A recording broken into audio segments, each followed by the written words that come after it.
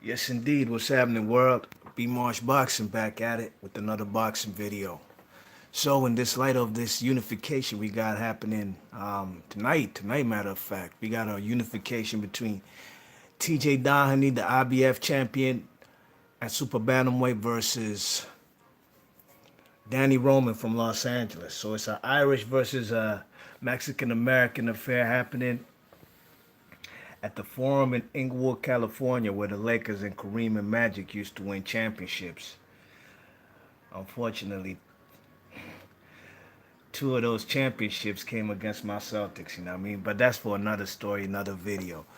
So I'm about to give you in chronological order all unifications that ever happened in the Super Bantamweight division, you know what I mean? And this is, of course, going from the sanctioning body era, you know what I mean? Because that's when unifications really was happening, and when they, you could trace back in chronological order all unifications, you know what I mean, from the sanction body era. So the first one we're gonna go with is Marco Antonio Barrera, the babyface assassin, versus El Terrible Eric Morales, 122-pound unification. One of the best fights you'll ever see. Really and truly, and I ain't gassing it. This is one of the best fights you'll ever see, you know what I mean? Great fight. WBO champion Marco Antonio Barrera in his second reign as world champion versus none other than Eric Morales. Eric Morales got the WBC belt. He beat great Mexican fighter, great Mexican legend, Daniel Zaragoza, three-time WBC champion from bantamweight to super bantamweight. You know what I mean? Eric Morales caught Zaragoza at the good at a. It's all about timing, you know. Eric Morales was a young gun, hungry dude from Tijuana versus Daniel Zaragoza, man, who was aging. You know what I mean? He definitely was aging. He was at the latter stage of his career. You know what I mean? So this the fight right here. What's up, Mike 104 is in the chat. It says V Marsh fresh out the cold films vault. No question. Mike 104 says I gotta check this one later. I have a graduation lunch this very second. No problemo, kiddo. Give thanks for coming through, man. You know what I'm saying? It'll be here. I don't erase no videos. You know what I mean? And I got a playlist, man. Go check out my historical archives. You could see such type of videos, unifications, all kind of historia. You know what I mean? So Morales, you know what I'm saying? Him being the WBC champion, he's putting his title on the line versus the babyface assassin Morales. You know what I mean? I can't quite remember who Morales beat to get that. I think he won a vacant belt because he got beat up by Junior Jones. He was undefeated. I think he was about 45-0 till Junior Jones beat him twice. You know what I'm saying? So the man had to reinvent himself, you know, basically reinvent himself into a long career from going into a brawler, come forward fighter, into a guy who could mix it up with the boxing, you know what I mean? When he came back from that loss to to Junior Jones, the man Morales, man, he fine-tuned his game, came back and became a very good boxer, you know what I mean? Relied more on his boxing skills than his brawling tactics, you know what I mean? Brains over brawn. That's the kind of that's what the man Barrera came back with. And you know, Eric Morales was very underrated himself too as a pure boxer and defensively. That's one aspect of his game that a lot of people didn't quite give him credit. Apart from, you know, being an all guts, all glory type of fighter, you know, Morales was a very good boxer. Look how he outboxed Manny Pacquiao in the first fight they had, you know what I mean? But at the end of the day, this is a first unification. We have it 122, you know, a division that's, you know, probably started around the 70s, like 1976, you know what I mean? But this was a close fight right here, you know what I mean? Very close fight. They gave Morales the victory, but I personally thought Barrera won that fight because of the knockdown, you know what I mean? The knockdown in round 12, you know what I'm saying? That's what, to me, gave the man Marco Antonio the edge, but they gave it to Barrera, and they had a trilogy, classic fights. Go check them out, you know what I mean? I believe this one right here was Fight of the Year that year. I believe the year 2000, you know what I mean? So that's the first unification we got at 100 and 22 pounds. You know what I mean? Great fight. 12th round was something to marvel at. You know what I mean? I really enjoyed that fight. I was a youngin'. You know what I'm saying? I was actually I was of age still. But when that fight happened, it was a pay-per-view, all Mexican warfare. And these two guys, man, they put it all on the line in the 12th round. One of the best 12th rounds you will ever see. You know what I mean? You check it. So what do we have here? The second unification we got right here. We got young Manny Pacquiao. I believe this was his second fight in his career in the USA. You know what I'm saying? This was him holding the IBF title, 122 pounds. What's up, Unrivaled McGregor? What's going on, man? McGregor in the chat says, "What up, B Marsh? Doing your thing, no question, man. It's Friday. Getting ready for this live weekend. We gonna have full of fights. You know what I mean? You check it. So we got Agapito Sanchez. You know what I'm saying? What did he bring to the table? We had a WBO belt. You know what I mean? WBO belt. Man, don't get me lying. I can't even quite remember who he got that one from. But I know he beat what's his name? Manny Pacquiao. He beat he beat Lilo Ledwaba from South Africa to get that IBF title. Beat the shit out of him, man. Late minute replacement. Something I wish what's his name would do. Um, Luis Ortiz, you know what I mean? Be like Manny Pacquiao when he came over to USA and beat up Lilo Ledwaba on that Mike Tyson undercard, you know what I'm saying? Be like Manny Pacquiao or Vitaly Klitschko when he fought the man Lennox Lewis as a late minute replacement for Lennox Lewis versus Kirk Johnson, the big Canadian, you know what I'm saying? You check it. So this fight right here, you see, Manny Pacquiao never ever in his career has been a unified champion. You know what I mean? Um, McGregor's in the chat. He says, "Are you doing 122 unifications?" Yes, indeed. Nothing more, nothing less. You know what I'm saying? But Manny Pacquiao's never been a unified champion in his whole career. Could you believe that? You know what I'm saying? A man who's won the most world titles in, um, eight different divisions. You know what I'm saying? Very accomplished fighter, but he's never ever been unified. You know what I mean? He's never held two straps simultaneously. You know what I mean? So, this was Manny Pacquiao's chance right here, you know what I'm saying, when he fought this guy, Agapito Sanchez. And unfortunately, this fight ended in a draw because the fight got stopped on cuts. Agapito Sanchez was a dirty fighter. The man was headbutting the shit out of Manny Pacquiao. You know what I'm saying? This is a southpaw versus orthodox matchup, you know what I mean? And this guy had fought good fighters in his career, guys like Freddie Norwood, you know what I'm saying? Agapito Sanchez was a formidable fighter, you know what I mean? Dominican, rest in peace, matter of fact. He got killed in his country, you know what I mean? I even forgot how, but I think it was a police, something. I think a cop shot him, off duty cop, something to that effect. But at the end of the day, Agapito Sanchez versus Manny Pacquiao ended in a draw because the fight got stopped in the sixth round. The referees went to the card. One judge had it for Agapito Sanchez, one judge had it for Manny Pacquiao, and one judge had it a draw. You know what I mean? So Agapito Sanchez and Manny Pacquiao both retained their belts. You know what I'm saying? And this was unfortunate, because Manny Pacquiao, I mean, he went on to have great fights in his career after that, you know what I'm saying? But this was one of the few times Manny Pacquiao did not get through with the W. And unfortunately for him, this was a unification. He'd have walked away with two belts at 122, you know what I mean? So this is another fight we have, unification. Agapito Sanchez, Dominican, bringing his title to the table versus Manny Pacquiao. This guy Agapito Sanchez, like I said, he'd even fought Marco Antonio Barrera. Remember, he challenged him for his WBO title way before he fought this guy. And even fought guys like Juan Manuel Marquez, you know what I mean?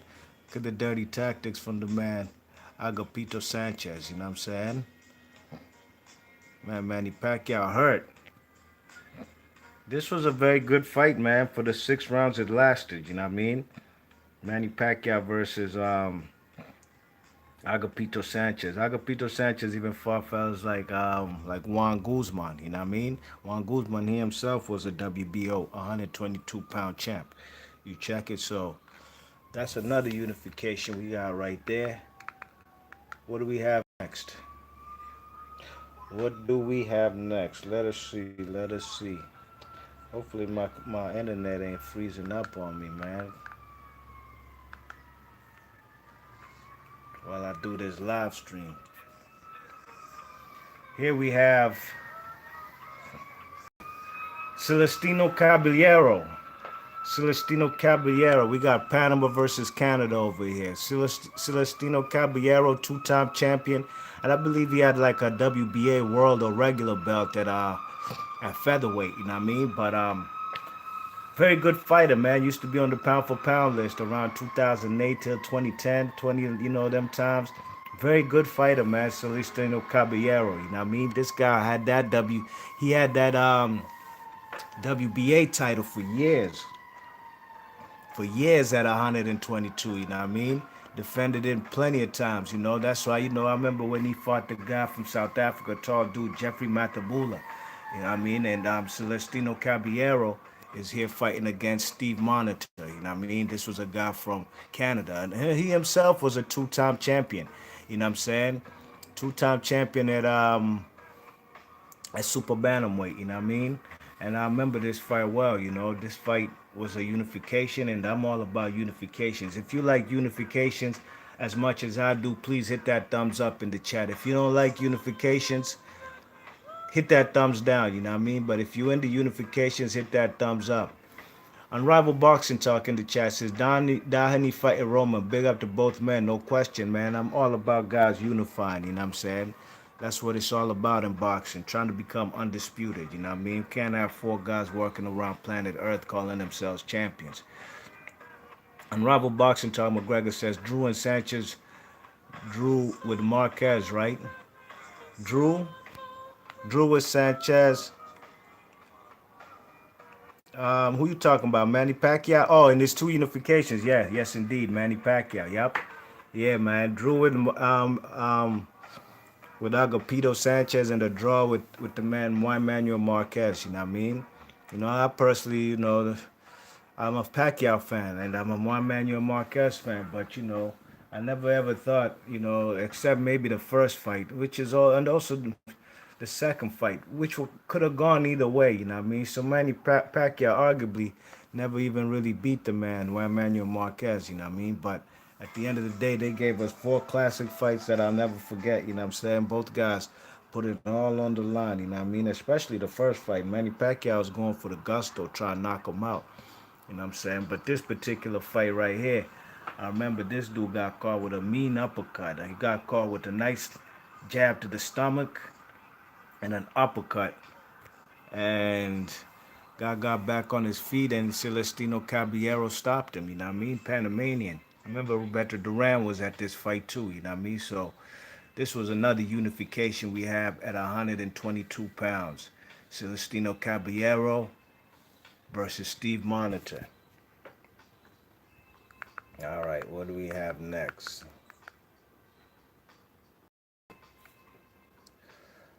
Here goes another unification we have right here. About 2012. Nonito Donaire bringing his WBO title to the table. A title he beat off of Wilfredo Vasquez Jr., you know what I mean? And he's putting it all on the line versus tall South African, you know what I'm saying? This was a very good fight, close fight. Nonito Donaire edged it out, struggled a little bit with the taller dude, but eventually Jeffrey Matabula, IBF champion. I forgot the name of the South African dude he beat, but that South African dude that Matabula beat, he had beat Steve Monitor for the IBF strap in Steve Monitor's second reign as IBF champion. You know what I mean? So this is a very good fight, man. Nonito Donaire was a guy with top rank at this point in the stage of his career. This guy, I've seen him as high as number 3 on the pound for pound rankings. You know what I mean? Nonito Donaire was a guy, really and truly, when I think about it, his career was kind of like, managed, of course, top rank Bob Arum, but it was managed like like Oscar De La Hoya. You know what I'm saying? Donaire was a guy like De La Hoya who moved up numerous weight classes. Didn't matter how many weight classes he moved up. The motherfucker Donaire was still bigger than almost every opponent he fought. Just like Oscar De La Hoya. You know what I'm saying? Both of them were guys, like I said, on top rank, moving up weights, bigger than the opponents when they do move up in weight. And both of them had a lethal left hook. That was both their bread and butter. De La Hoya had the left hook, so did Donaire. You know what I mean? Matter of fact, Matabula got put on the canvas. Got put on the canvas with a mean left hook. You know what I'm saying? Beautiful left hook. You know what I'm saying? Hopefully we'll get some footage of that on this little film study. But Donaire was very left hook happy. You know, a lot of people, I knew Guillermo Rigondeaux would beat him because Donaire was mostly beating guys with his size. You know what I mean? Obviously, in this fight, he's not the bigger fighter, but he definitely packs the bigger punch. Believe that. Donaire was a knockout artist, man, from destroying guys like Victor Arcenian. He had fight Jorge Arce. Um, Wilfredo Vasquez Jr. The man had numerous fights. In my opinion, Donaire is going to the Hall of Fame. The man got to go to the Hall of Fame. You know what I mean? He lost to Donaire to Rigondeaux, one of my favorite fighters, and I knew Rigondeaux would outbox him because Donaire was so used to relying on his power and really threw boxing skills out the window. A pure boxer will beat Donaire 10 times out of 10 in 1 week and twice on Sundays, you know what I'm saying? Matabula had the skills to do it, but he just wasn't ready for this man Donaire and that left hook, even though it was a close fight, you know what I mean? Very close fight, you know. I thought Matabula was doing his thing early, you check it, but Donaire closed the edge and he won the fight, you know what I'm saying? So Donaire, this is the IBF and the WBO unification, you know what I'm saying? And last but not least, my favorite unification and the last unification we've ever had at 122 pounds. None other than El Chacal, Guillermo Rigondeaux, HBO, 2013. I was waiting for this fight like nobody's business. I've been watching Guillermo Rigondeaux for years in the Olympics, you know what I mean? Now he's on the big stage, Radio City Music Hall, New York City. Fights with the man Donaire. Look at that left hook out of nowhere, punching from angles, you know what I'm saying? The man Guillermo Rigondeaux dissected Donaire. Donaire's bringing his WBO belt to the table. Of course, that he beat Wilfredo Vasquez Jr. for. And my man Rigondeaux's bringing his WBA title. He beat off of Rico Ramos. You know what I mean? Unification 122, like I said, the last one we've had, and this was in 2013. So big ups to TJ Doheny and Danny Roman for putting it all on the line. Ray Vargas got to get up in some of that action too. He's a DAZN fighter fighting on Golden Boy. You know what I'm saying? He has that WBC belt and he's trained by what's the guy's name? Nacho Beristain. Matter of fact, Nacho Beristain was also Daniel Zaragoza's trainer. Daniel Zaragoza, who I mentioned earlier, got beat by Eric Morales in his final fight of his career. You know what I mean? This particular fight, Donaire didn't put the man Rigondeaux down the canvas. He did in the ninth round, if I can remember correctly. But that was like one of the only rounds the man Nonito Donaire did win. You know what I'm saying? Guillermo Rigondeaux busted this man's eye socket. You know what I'm saying? His right eye in the 12th round had this man Nonito Donaire running around like a chicken with his head cut loose. You know what I mean? So this was a great fight, classic fight. I'm digging in the vault, showing you a little film study. All unifications in chronological order at super bantamweight. You know what I mean? We started from Morales to Barrera. We finished with Rigondeaux and Donaire. If you like unifications as much as I do, please hit that thumbs up, whether you're listening live or you're going to be listening on archives. And I'll run it down in chronological order. And if you like the video, hit that thumbs up. And there goes that left hand that busted the man Donaire's eye. We're going to see Donaire. Donaire, man, he ain't like that shit. He ain't like that shit. Robert Garcia was his trainer. At this point in time, he had stepped away from his father. You know what I'm saying? Being in his corner. You know what I mean? So, be March Boxing. Leave your thoughts and comments. And if you like the video, hit that thumbs up. Please share and subscribe this and subscribe. Please share this video with your friends and family. And I'm gonna catch you guys on the next video, probably on the post-fight review for TJ Doheny versus Danny Roman Unification tonight. Peace. Hold on, let me read the chat. McGregor's in the chat. He says his career, his Hall of Fame worthy, especially considering he might be in the World Boxing Super Series finals if he beats Inoue. The man's a god. Yeah. The man Donaire, Donaire winning that title versus Ron Burnett, and some will say, "Oh, it was luck. The man blew out his back." Well, the man, to me, Donaire was giving the man Burnett work in rounds 3 and 4. The fight got stopped in round 4 when he blew out his back, and sure enough, there's some fights. He's had some weak ass championships, like when he fought Impure Vitiek. I didn't think he earned that particular fight. He ain't earned that belt. They just basically took the belt. That's when he dropped the man rigging that with that left hook. You know what I mean? Left hook happy. I was looking forward to him versus Tate. But anyways, he's beating guys like Victor Chenyan, who was undisputed. You know what I'm saying? Undisputed at, was it at super flyweight or flyweight? Victor Chenyan was that dude. Victor Chenyan got also a case of him going to the Hall of Fame. So, when Donaire beat Cesar Juarez in a fight where he struggled, but he still pulled it out. Donaire got him plenty of world titles, man. It's not even a game. So the man definitely, in my opinion, should be in the Hall of Fame. You know what I mean? Representing for some of the best little men we've had in this generation in the last 10 years, you know what I mean? So be March Box, leave your thoughts and comments, and I'm out of here. Thanks and peace to McGregor coming through in the chat, and Mike 104.